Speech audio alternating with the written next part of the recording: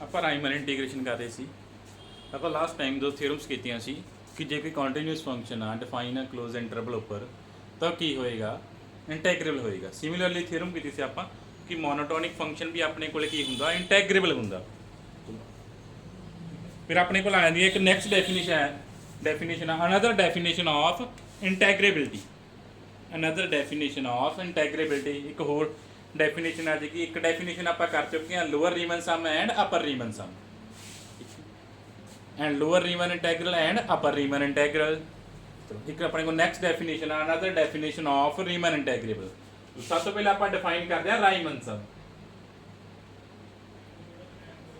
ਜੋ ਆਪਾਂ ਪਹਿਲਾਂ ਡਿਫਾਈਨ ਕੀਤਾ ਸੀ ਉਹਨਾਂ ਨੂੰ ਆਪਾਂ ਲੋਅਰ ਰੀਮਨ ਸਮ ਕਿਹਾ ਸੀ ਐਂਡ ਅਪਰ ਰੀਮਨ ਸਮ ਕਿਹਾ ਸੀ। ਹੁਣ ਓਨਲੀ ਕੀ ਆ ਆਪਣੇ ਕੋਲ ਡੈਫੀਨੇਸ਼ਨ ਆ ਰਾਈਮਨ ਸਮ ਦੀ। ਉਸੇ ਤਰ੍ਹਾਂ ਹੀ let f be a bounded function define on close interval AB and let P be a partition of close interval AB. Let P be a partition of close interval AB.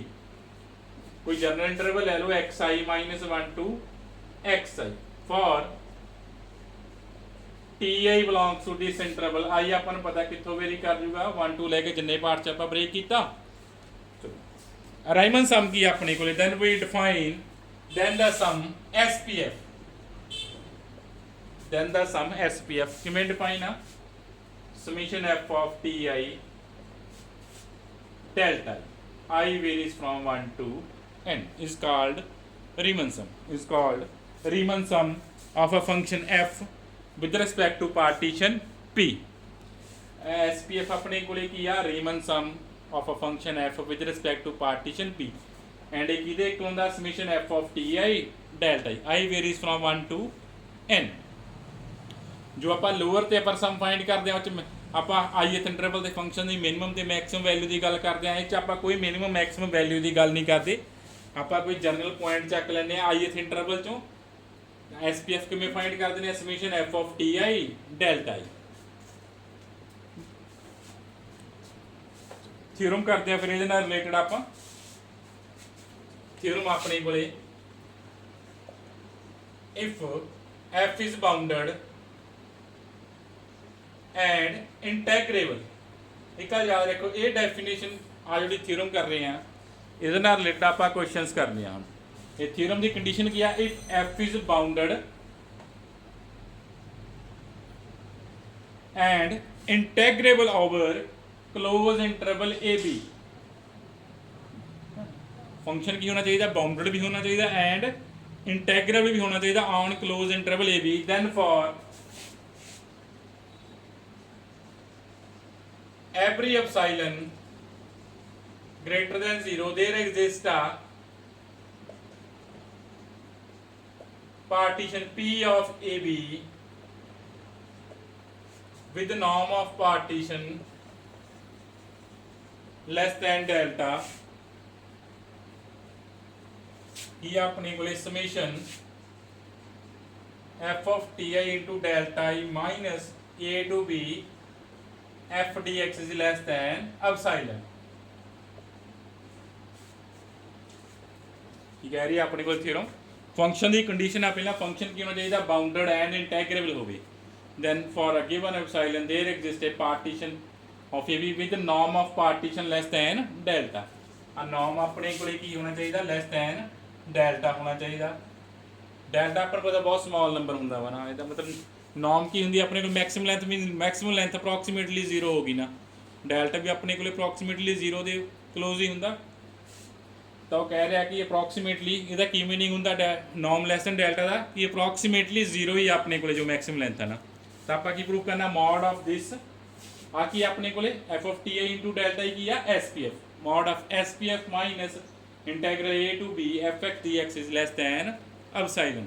ਇੱਥੋਂ ਆਪਣੇ ਕੋਲੇ ਕੀ ਆਉਂਦਾ, ਇਹ ਥਿਊਰਮ ਆਪਾਂ ਨੂੰ ਕੀ conclude ਕਰਦੀ ਆ, less than epsilon। epsilon ਦਾ ਬਹੁਤ ਸਮਾਲ ਨੰਬਰ ਆ, ਮੀਨਸ ਆਪਣੇ ਕੋਲੇ ਕੀ ਆ ਜਾਣਾ ਵਾ ਕਿ limit norm approaches to 0 SPF ਕਿਹਦੇ ਇਕੁਅਲ ਆ ਜਾਣਾ, integral a to b f dx ਦੇ ਇਕੁਅਲ ਆ ਜਾਣਾ। ਇਹ ਆਪਾਂ ਨੂੰ ਥਿਊਰਮ ਕੀ ਕਨਕਲੂਡ ਕਰਦੀ ਆ कि ਜਿਹੜਾ integral a to b f dx ਆ ਕਿਹਦੇ ਇਕੁਅਲ ਆ ਲਿਮਟ ਨਾਮ ਅਪਰੋਚਸ ਟੂ 0 SPF। ਇਹ ਆਪਣੇ ਕੋਲ ਨਦਰ ਡੈਫੀਨੇਸ਼ਨ ਬਣ ਗਈ ਇੰਟੈਗਰੇਬਿਲਟੀ ਦੀ ਕਿ ਆਪਣੇ ਕੋਲ integral a to b f dx ਕਿਹਦੇ ਇਕੁਅਲ ਹੋਣਾ ਵਾ ਲਿਮਟ ਨਾਮ ਅਪਰੋਚਸ ਟੂ 0 SPF ਦੀ ਵੈਲਿਊ ਕੀ ਆ summation f of ti delta i summation f of ti and delta i। ਇਹ ਥਿਊਰਮ ਕਦੋਂ ਅਪਲਾਈ ਕਰਨੀ ਆ ਆਪਾਂ ਜੋ ਤੁਹਾਨੂੰ ਆਲਰੇਡੀ ਪਤਾ ਫੰਕਸ਼ਨ ਕੀ ਆ ਆਪਣੇ ਕੋਲੇ ਇੰਟੈਗਰੇਬਲ ਆ। ਜੇ ਤੁਹਾਨੂੰ ਆਲਰੇਡੀ ਪਤਾ ਵਾ ਕਿ ਫੰਕਸ਼ਨ ਕੀ ਆ ਆਪਣੇ ਕੋਲੇ ਇੰਟੈਗਰੇਬਲ ਆ ਤਾਂ ਤੁਸੀਂ ਆਹ ਵਾਲੀ ਥਿਊਰਮ ਦਾ ਯੂਜ਼ ਕਰ ਸਕਦੇ ਹੋ।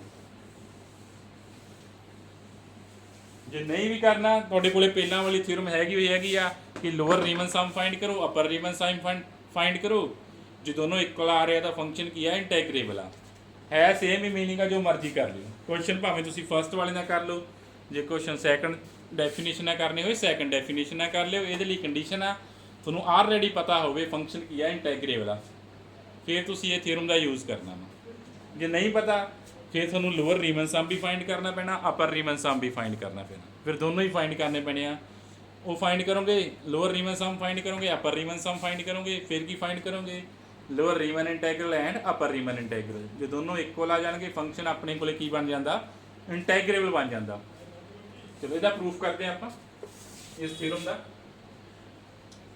ਆਪਾਂ ਨੂੰ f ਕੀ ਗਿਵਨ ਆ f ਇਜ਼ ਕੀ ਗਿਵਨ ਆ ਇੰਟੈਗਰੇਬਲ ਗਿਵਨ ਆ ਔਨ ਕਲੋਜ਼ ਇੰਟਰਵਲ a। ਆਪਾਂ ਨੂੰ ਗਿਵਨ ਆ function is integrable on closed interval a b। Therefore ਜੇ ਇੰਟੈਗਰੇਬਲ ਆ ਤਾਂ ਕੀ ਹੋਏਗਾ a to b fx dx ਕਿਹਦੇ ਇਕੁਅਲ ਹੋਏਗਾ ਲੋਅਰ ਰੀਮਨ ਇੰਟੈਗਰਲ ਦੇ ਐਂਡ ਲੋਅਰ ਰੀਮਨ ਇੰਟੈਗਰਲ ਕਿਹਦੇ ਇਕੁਅਲ ਹੋਊਗਾ ਅਪਰ ਰੀਮਨ ਇੰਟੈਗਰਲ ਦੇ। ਆਲਰੇਡੀ ਪਤਾ ਸੀ ਆਪਾਂ ਨੂੰ ਫੰਕਸ਼ਨ ਕੀ ਆ ਇੰਟੈਗਰੇਬਲ ਆ ਤਾਂ ਆਪਾਂ ਨੂੰ ਪਤਾ ਜੇ ਫੰਕਸ਼ਨ ਇੰਟੈਗਰੇਬਲ ਆ ਤਾਂ ਲੋਅਰ ਰੀਮਨ ਇੰਟੈਗਰਲ ਕਿਹਦੇ ਇੱਕ ਹੁੰਦਾ ਆਪਣੇ ਕੋਲੇ ਅਪਰ ਰੀਮਨ ਇੰਟੈਗਰਲ ਦੇ। Now by definition of lower Riemann integral and upper Riemann integral। मतलब डेफिनेशन तो लिखने लगा यूपीएफ की तो लेस होएगा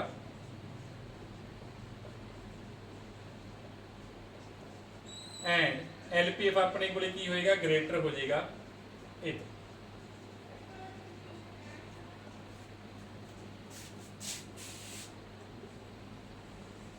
का डेफिनेशन यूज कर लिया ਆਪਾਂ।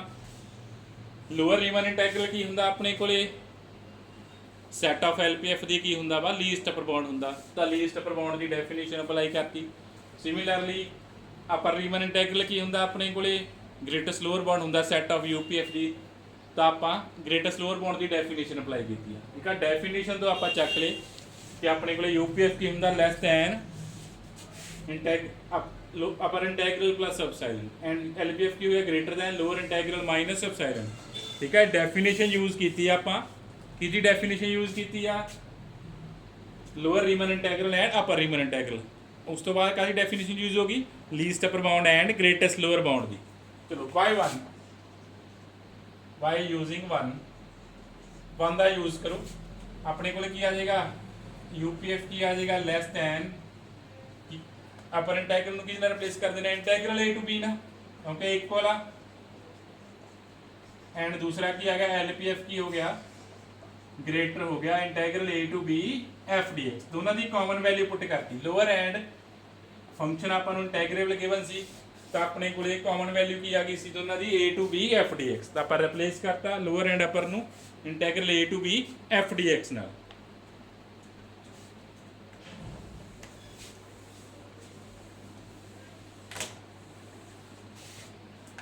तो नेक्स्ट अपन P की गिवन आ P is a partition of closed interval AB with norm of partition less than delta। norm की है less than अपने को delta वा and now for Ti belongs to ith interval लिया वो चो कोई एलिमेंट चूज कर लिया आप ith interval चो Ti। mi ਆਪਾਂ ਨੂੰ ਪਤਾ ਕੀ ਹੁੰਦੀ ਆ ਮਿਨੀਮਮ ਵੈਲਿਊ ਹੁੰਦੀ ਆ ith ਇੰਟਰਵਲ ਦੇ ਐਂਡ ਕੈਪੀਟਲ mi ਆਪਾਂ ਨੂੰ ਪਤਾ ਕੀ ਹੁੰਦੀ ਆ ਮੈਕਸਿਮਮ ਵੈਲਿਊ ith ਇੰਟਰਵਲ ਦੇ ਨਾ। ਆਪਾਂ ti ਕੋਈ ਪੁਆਇੰਟ ਲਿਆ ਵਾ ith ਇੰਟਰਵਲ ਚੋਂ ਇਹਦਾ ਮਤਲਬ ਜੇ ਆਪਾਂ ti ਤੇ ਫੰਕਸ਼ਨ ਦੀ ਵੈਲਿਊ ਫਾਈਂਡ ਕਰਾਂਗੇ ਉਹ ਮਿਨੀਮਮ ਤੇ ਮੈਕਸਿਮਮ ਵੈਲਿਊ ਦੇ ਵਿਚਕਾਰ ਲਾਈ ਕਰ ਜੂਗੀ ਐਮ ਆਈ ਆਪਣੇ ਕੋਲੇ ਕੀ ਸੀ, ਫੰਕਸ਼ਨ ਦੀ minimum value on ith interval. Capital M i ਆਪਣੇ ਕੋਲੇ ਕੀ ਸੀ, ਫੰਕਸ਼ਨ ਦੀ maximum value on ith interval. And t i ਕੋਈ ਜਰਨਲ ਪੁਆਇੰਟ ਸੀਗਾ, ਟੀ ਆਈ ਕੀ ਸੀ, ਕੋਈ ਜਰਨਲ ਪੁਆਇੰਟ ਸੀ। ਦੈਨ ਆਪਾਂ ਨੂੰ ਪਤਾ ਕਿ ਜੇ ith ਇੰਟਰਵਲ ਦੇ ਕਿਸੇ ਹੋਰ ਪੁਆਇੰਟ ਤੇ ਆਪਾਂ ਵੈਲਿਊ ਫਾਈਂਡ ਕੀਤੀ, ਉਹਨੇ ਕਿਹਦੇ ਚ ਲਾਈ ਕਰ ਦੇਣਾ, ਮਿਨੀਮਮ ਤੇ ਮੈਕਸਿਮਮ ਵੈਲਿਊ ਚ ਲਾਈ ਕਰ ਦੇਣਾ, ਉਹੀ ਆਪਾਂ ਰਿਜ਼ਲਟ ਯੂਜ਼ ਕਰ ਲਿਆ। ਜੇ ਆਪਾਂ ਟੀ ਆਈ ਤੇ ਫੰਕਸ਼ਨ ਦੀ ਵੈਲਿਊ ਫਾਈਂਡ ਕਰਾਂਗੇ, ਉਹ ਕੀ ਚ ਲਾਈ ਕਰ ਦੇਣੀ ਆ, ਸਮਾਲ ਐਮ ਆਈ ਟੂ ਲੈ ਕੇ ਕੈਪੀਟਲ ਐਮ ਆਈ ਦੇ ਵਿੱਚ ਲਾਈ ਕਰ ਦੇਣੀ ਆ। ਠੀਕ ਹੈ, ਸਮਾਲ ਐਮ ਆਈ ਦੱਸ ਦਿਓ ਕੀ ਆ ਆਪਣੇ ਕੋਲੇ, ਇਨਫਿਮਮ ਹੁੰਦੀ ਆ ith ਇੰਟਰਵਲ ਦੇ function the, and capital M ਆਈ ਕੀ ਹੁੰਦੀ ਆ, ਸੁਪਰੀਮਮ ਹੁੰਦੀ ਆ function the on ith interval ਨਾਲ। ਡੈਲਟਾ ਆਈ ਨਾਲ ਮਲਟੀਪਲਾਈ ਕਰ ਦਈਏ, ਚਲੋ ਡੈਲਟਾ ਆਈ ਨਾਲ ਮਲਟੀਪਲਾਈ ਕਰ ਦਿੰਦੇ ਆ, ਕਿਉਂਕਿ ਲੈਂਥ ਆਪਾਂ ਨੂੰ ਪਤਾ ਆਲਵੇਜ਼ ਪੋਜ਼ਿਟਿਵ ਹੁੰਦੀ ਹੈ, ਇਨਕੁਐਲਿਟੀ 'ਚ ਕੋਈ ਚੇਂਜ ਨਹੀਂ ਆਉਣਾ। ਫਿਰ ਆਪਾਂ ਸਮਿਸ਼ਨ ਅਪਲਾਈ ਕਰ ਦਈਏ, i ਵੇਰੀਜ਼ ਫਰੋਮ 1 to n।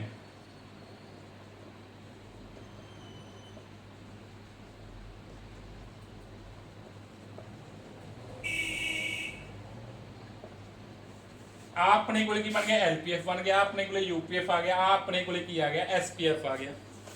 ਆ ਕੀ ਆ ਗਿਆ ਆਪਣੇ ਕੋਲ LPF, ਆ ਕੀ ਬਣ ਗਿਆ UPF, ਆ ਆਪਣੇ ਕੋਲੇ ਕੀ ਬਣ ਗਿਆ ਸੌਰੀ ਆ LPF, ਆ SPF, ਆ ਆਪਣੇ ਕੋਲੇ ਕੀ ਬਣ ਗਿਆ, UPF ਬਣ ਗਿਆ। LPF is less than SPF, ਜੇ ਪੁੱਟ ਕਰਨਾ ਪੁੱਟ ਕਰ ਦੋ, ਜੇ ਐਜ਼ ਇਟ ਇਜ਼ ਰੱਖਣਾ ਐਜ਼ ਇਟ ਇਜ਼ ਰੱਖ ਲਿਓ, ਕੋਈ ਪ੍ਰੋਬਲਮ ਨਹੀਂ ਨਾ। ਆ ਆਪਣੇ ਕੋਲੇ ਕੀ ਆ ਗਿਆ ਸੀ, UPF ਆ ਗਿਆ ਸੀ, ਆਪਣੇ ਕੋਲ ਕੀ ਆ ਗਿਆ UPF। ਹੁਣ LPF ਤੇ ਆਪਾਂ LPF ਦੀ ਵੈਲਿਊ ਪੁੱਟ ਕਰੋ, ਆਪਾਂ ਦੋ ਇਨਕੁਐਲਿਟੀਜ਼ ਲਿਖੀਆਂ ਸੀ। LPF ਕੀ ਸੀ, ਗ੍ਰੇਟਰ ਸੀ ਕਿਹਦੇ ਨਾਲੋਂ, a to b f dx minus epsilon, ਕੀ ਤੋਂ ਲੈਸ ਸੀ, ਲੈਸ ਦੈਨ ਐਪਸਾਈਲਨ ਸੀਗਾ। ਆਪਾਂ ਉਹਨੇ ਇਨਕੁਐਲਿਟੀ ਲਿਖੀ ਸੀ ਕਿ LPF ਆ ਟਰਮ ਤੋਂ ਕੀ ਸੀ, ਗ੍ਰੇਟਰ ਸੀ, ਆਪਾਂ ਯੂਜ਼ ਕਰ ਲਿਆ less than SPF। And UPF Ki C, UPF ਆਪਣੇ ਕੋਲੇ ਕੀ ਸੀ, ਲੈਸ ਸੀ a to b f dx plus ਐਪਸਾਈਲਨ। ਜੋ ਇਨਕੁਐਲਿਟੀ ਲਿਖੀ ਸੀ ਫਰੋਮ ਡੈਫੀਨੇਸ਼ਨ, ਉਹਦਾ ਆਪਾਂ ਯੂਜ਼ ਕਰ ਲਿਆ।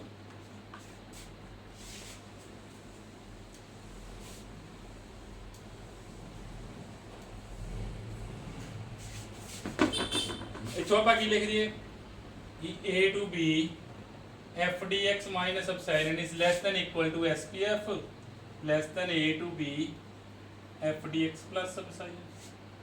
ਆ ਛੱਡਦੀ LPF ਤੇ UPF, ਕੋਈ ਫਰਕ ਨਹੀਂ ਪੈਣਾ। ਇਹਦਾ ਮਤਲਬ ਆਪਣੇ ਕੋਲ SPF ਕੀ ਚਲਾਈ ਕਰ ਗਿਆ, ਆ ਦੋ ਵੈਲਿਊ ਚਲਾਈ ਕਰ ਗਿਆ ਸੀ ਨਾ, ਇੱਥੋਂ SPF ਕੀ ਚਲਾਈ ਕਰ ਗਿਆ ਸੀ, ਆ ਟੂ ਵੈਲਿਊਜ਼ ਚਲਾਈ ਕਰ ਗਿਆ। ਇਨਕੁਐਲਿਟੀ ਇੱਥੇ ਕੀ ਸੀ, greater the C, equal to n।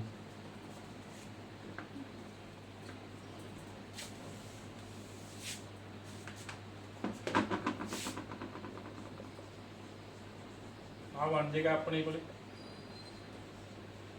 Lace than ਐਪਸਾਈਲਨ। ਚਲੋ ਆ ਆਪਣੇ ਕੋਲੇ ਫਿਰ ਮੋਡ ਦੀ ਡੈਫੀਨੇਸ਼ਨ ਆ, ਕਿਹਦੇ ਕੋਲ ਆ ਗਿਆ, mod of SPF minus integral a to b f dx ਦਾ mod is less than epsilon. ਆ ਟਰਮ ਆਪਣੀ ਕੋਲ ਲਾਈ ਕਰ ਗਈ ਸੀ ਮਾਈਨਸ ਐਪਸਾਈਲਨ ਤੋਂ ਲੈ ਕੇ ਐਪਸਾਈਲਨ, ਤਾਂ ਆਪਾਂ ਮੋਡ ਦੀ ਡੈਫੀਨੇਸ਼ਨ ਯੂਜ਼ ਕਰ ਲਈ, ਕਲੋਜ਼ ਕਰਤਾ। ਕੀ ਆ ਗਿਆ, mod of SPF minus a to b f dx is less than epsilon. Proof ਹੋ ਗਈ ਇਹ ਥਿਓਰਮ। ਇਹਦਾ ਕਨਵਰਟ ਤੁਸੀਂ ਕਰਨਾ ਵਾ ਕਿ ਜੇ ਆਪਣੇ ਕੋਲੇ ਲਿਮਟ SPF ਐਗਜ਼ਿਸਟ ਕਰ ਰਹੀ ਆ, ਦੈਨ ਫੰਕਸ਼ਨ ਕੀ ਹੋਏਗਾ, ਰੀਮਨ ਇੰਟੈਗਰੇਬਲ ਹੋਏਗਾ। ਇਹ ਕਨਵਰਟ ਤੁਸੀਂ ਕਰੋਗੇ ਇਹਦਾ। ਹੁਣ ਤੁਸੀਂ ਇਸ ਥਿਓਰਮ ਦਾ ਯੂਜ਼ ਕਰਕੇ ਇੱਥੋਂ ਆਪਣੇ ਕੋਲੇ ਕੀ ਕਨਕਲੂਡ ਹੋ ਗਿਆ ਕਿ ਲਿਮਟ ਨੋਨ ਅਪਰੋਚਸ ਟੂ 0 SPF ਕਿਹਦੇ ਇਕੁਅਲ ਆਏਗਾ, integral a to b f dx, integral a to b f dx।